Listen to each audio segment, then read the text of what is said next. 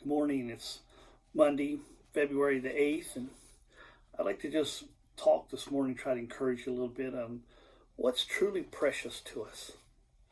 We start out a week, and, after church is over, what is it that is truly precious to us? Proverbs 8:10 says, "Receive my instruction and not silver, and knowledge rather than choice gold." That's in Proverbs 8:10, and that is what really should be important to us in this life. There's a tunnel. It's called the Burrow-Schmidt Tunnel. It's near Garlic, California, and it's half a mile long. It's 6 feet tall. It's shorter in some areas, but about 6 feet tall, about 10 feet wide, and was dug entirely by hand through solid granite of the El Paso Mountain by William Burrow Smith. He was a gold miner in the early 1900s. And the reason he did this is that he would mine ore, and it was hard for him to get his ore to the smelter, to the furnace there over the mountains, and so he began constructing a tunnel to go through the mountain. And all he had a shovel, a pick, and a hammer, and he did use some actual dynamite that he used later on in digging the tunnel. Matter of fact, he got stranded or got stuck in the tunnel in cave-ins several times and dug his way out. But he used that and so that he could get through with this mountain pass, or that's at least what he told people who inquired.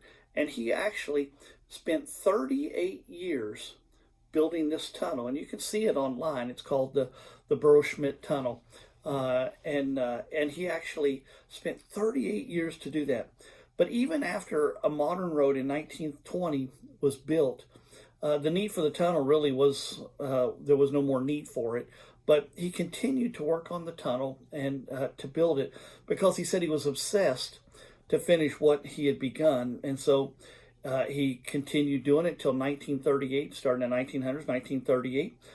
He finished it. But in reality, the truth was that Schmidt had actually discovered an incredibly rich vein of gold ore that led back into the mountain.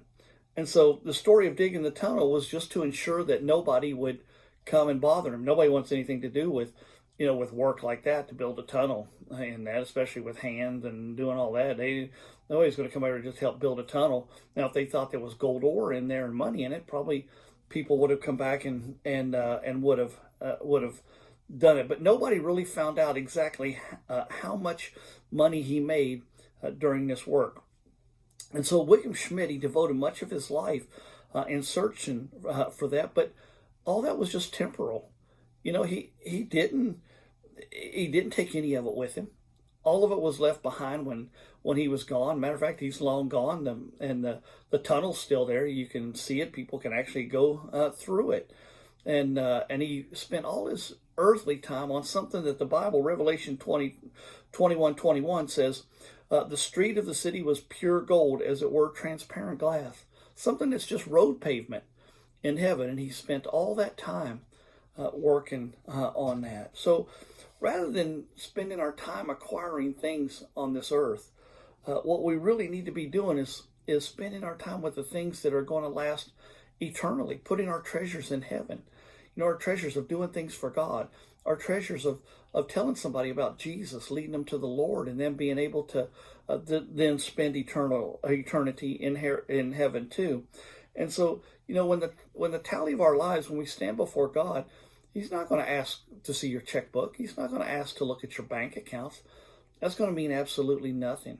It's going to be, to Him, it's going to be whether or not our name is written in the Lamb's book of life. And then there will be some accountability for how we've lived that life.